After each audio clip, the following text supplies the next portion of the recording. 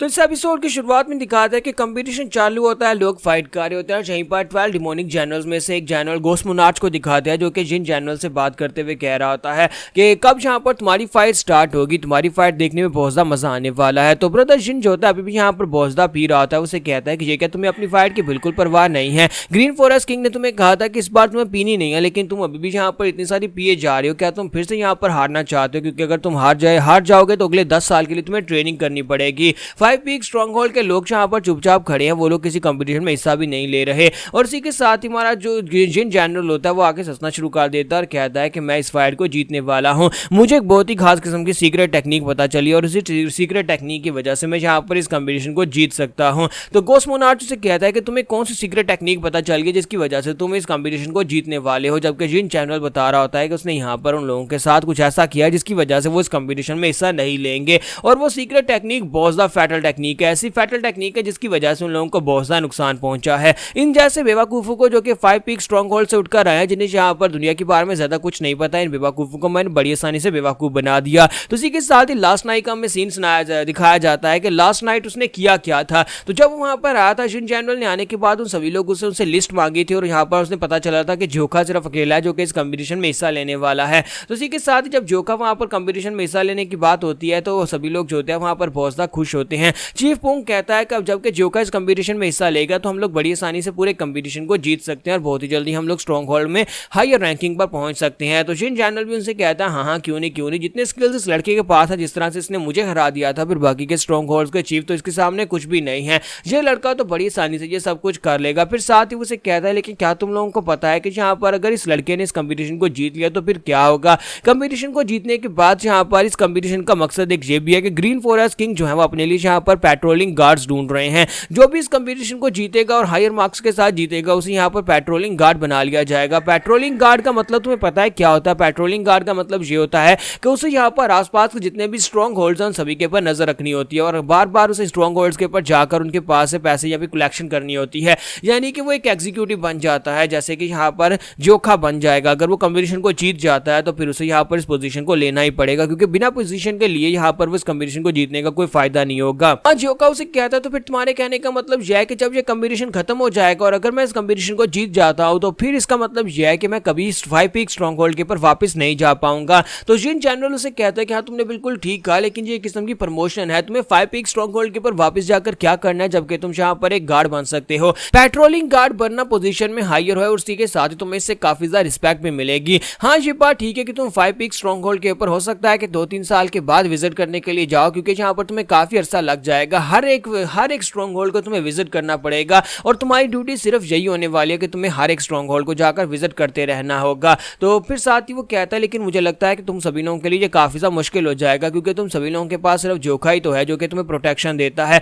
और तुम लोग यहाँ पर इसे अपना गार्डियन डीटी कहते हो। तुम्हें लगता है कि ये तुम्हारे स्ट्रॉन्ग होल्ड की रक्षा करता है, लेकिन अगर वहां पर से तुम्हारे पास ये चला गया तो फिर 5 पी के 10 हीरोज क्या कर लेंगे? क्योंकि 5 पी के 10 हीरोज तो वहां पर कमजोर पड़ जाएंगे और कंपटीशन जीतने का मतलब तुम्हारे लिए तो यहाँ पर नुकसान है, क्योंकि इस कंपटीशन के खत्म होने के बाद तो 5 पीक स्ट्रॉन्ग होल्ड के 9 हीरोज को तो वापस जाना पड़ेगा, लेकिन तुम यहाँ पर रुक जाओगे, तुम्हें यहाँ पर रहना पड़ेगा पेट्रोलिंग गार्ड बनकर। तो ये बात सुनने के बाद माँ जोखा जो होता है उसे कहता है कि इसका मतलब यह है कि मैं अपनी फैमिली को देख नहीं पाऊंगा, दोबारा अपनी फैमिली के पास नहीं जा पाऊंगा। और बाकी के सभी लोग जो होते हैं वो सभी के सभी लोग भी वहां पर हमेशा खड़े होते हैं और साथ ही सोच रहे होते हैं कि ये कमीना यहाँ पर जानबूझकर उसके सामने इस तरह की बातें कर रहा है, क्योंकि जोखा तो एक सिंपल सा इंसान है। जोखा को जब यहाँ पर पता चलेगा कि उसकी फैमिली उसके साथ नहीं रहेगी तो वो कभी इस कंपटीशन का हिस्सा नहीं बनेगा। तो जिन जनरल जो होता है वो तो यहाँ पर खुश हो रहा था क्योंकि उसने अपना पांसा फेंक दिया और उसने यहाँ पर जोखा को अपने जाल में फंसा लिया है, जबकि दूसरी तरफ हमारा चीफ पोंग जो होता है उसे समझ आ रही होती है और बाकी के सभी लोग भी यहाँ पर यही सोच रहे होते हैं कि अगर यहाँ पर ऐसी बात है तो जोखा कभी भी इस कंपटीशन का हिस्सा नहीं बनेगा। लेकिन साथ ही साथ अंदर उन्हें इस बात का भी डर होता है कि अगर जोखा उन्हें छोड़ देगा तो फिर उनका 5 पीक स्ट्रॉन्ग होल्ड तो बिखर जाएगा।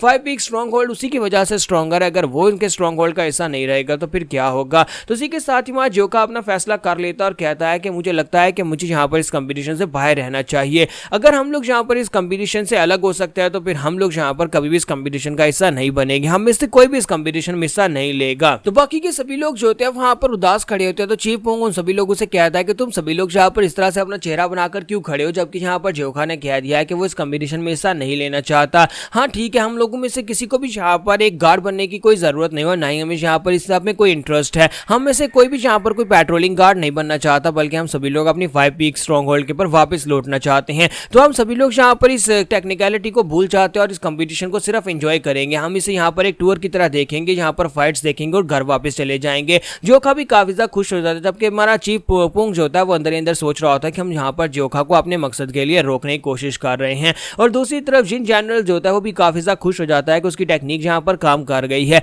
अब ये बेवकूफ लोग यहाँ पर इस कंपटीशन का हिस्सा नहीं बनेंगे, और अगर कंपटीशन का हिस्सा नहीं बनेंगे तो मुझे उस लड़के से फाइट नहीं करना पड़ेगी। तो वो बहुत ज्यादा खुश हो रहा था ये सब कुछ सोच सोच कर, जबकि वहां पर गोस्ट मोनार्च जो होता है उसे कहता है कि जिन जनरल तुम कुछ ज्यादा ही खुश हो रहे हो। आज यहाँ पर बात क्या है, जब वो वहां पर खुश हो रहा था तो ग्रीन फॉरेस्ट किंग ऊपर बैठा ये सब कुछ देख रहा था और कहता है कि ये यहाँ पर इतना खुश क्यों हो रहा है, और दूसरी तरफ 5 पीक स्ट्रॉन्ग होल्ड के लोग चुपचाप वहां पर खड़े क्यों है, वो लोग इस कंपटीशन का हिस्सा क्यों नहीं बन रहे। वो लड़का जिसके बारे में मुझे बताया जा रहा है वो रेड हेयर वहां पर चुपचाप खड़ा है, वो भी इस कंपटीशन में हिस्सा लेने को तैयार नहीं है। तो कंपटीशन तो अभी भी यहाँ पर चल रहा होता है, लेकिन ये सारे का सारा कंपटीशन जो होता है इसमें कोई भी पावर्स यूज नहीं हो रही होती, बल्कि सभी लोग यहाँ पर नॉर्मली फाइट कर रहे होते हैं। जितने भी स्ट्रॉन्ग होल्ड के लोग होते हैं एक दूसरे के ऊपर अटैक्स कर रहे होते हैं। चीफ पोंग और बाकी के सभी लोग कहते हैं कि ये तो बच्चों की फाइट की जैसे लग रहा है, ये फाइट तो बहुत ज्यादा बोरिंग है। और माँ जोखा जो होता है वो भी इस बात से बहुत ज्यादा बोर हो रहा था। जोखा उनसे कहता है कि मैं जहाँ से जा रहा हूँ मैं बहुत ज्यादा बोर हो रहा हूँ। तो उसे कहता है कि तुम्हें क्या हो गया, क्या तुम यहाँ पर रोजदा फाइट्स नहीं देखना चाहते, अभी तो फाइट स्टार्ट होने वाली है। तुम्हारा जोखा कहता है लेकिन मैं यहाँ पर ये देखकर बोर हो गया हूँ,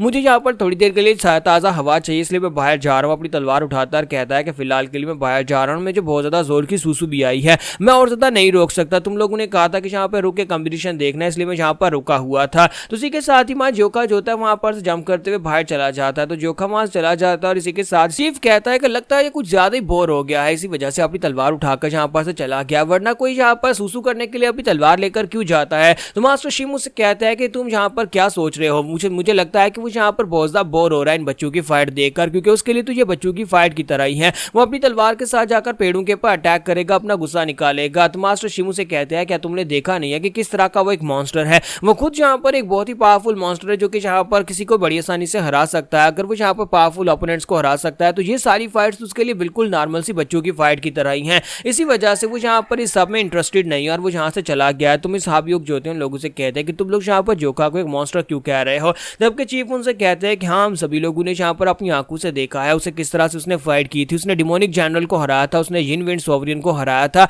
उसने यहाँ पर बहुत ही स्ट्रॉन्गर लोगों को हराया है, और ये सभी लोग तो उनके सामने कुछ भी नहीं है, वाकई में एक मॉन्स्टर की तरह है। जबकि हमारी सोबयुग जो होती फिर से चलाकर उनसे कहते हैं कि प्लीज उसे यहाँ पर बार बार एक मॉन्स्टर कहना बंद करो, और सभी लोग हैरान होकर उसकी तरफ घूर कर देखते हैं कि अभी से अचानक से क्या हो गया है, ये ऐसा क्यों कह रही है कि जोखा को एक मॉन्स्टर ना कहे। फिर साथ ही वो सभी लोग आपस में गप्पे लगाना शुरू कर देते हैं, जबकि हमारी सोबयुग जो होती है वो शर्मिंदा हो जाती है कि मैं यहाँ पर क्या कह रही हूँ, मैंने यहाँ पर लाउडली इन सभी लोगों से कह दिया। मुझे लगता है कि जितना ज्यादा ये उसे मॉन्स्टर कहते रहते हैं उतना ज्यादा मुझे लगता है कि मैं उससे दूर होती जा रही हूँ। अगर वो इस तरह और ज्यादा स्ट्रॉन्ग होता रहेगा तो फिर मैं कभी उसके साथ खड़ी नहीं रह पाऊंगी। इसी वजह से मैं यहाँ पर परेशान हो रही हूँ कि ये बार बार उसे मॉन्स्टर कहना बंद करे। तो यहाँ पर हमारी एपिसोड 52 का एंड करेंगे और नेक्स्ट एपिसोड में देखेंगे कि हमारा जोखा जंगल में तो चला गया है, लेकिन क्या जंगल में उसके साथ कुछ खास होने वाला है।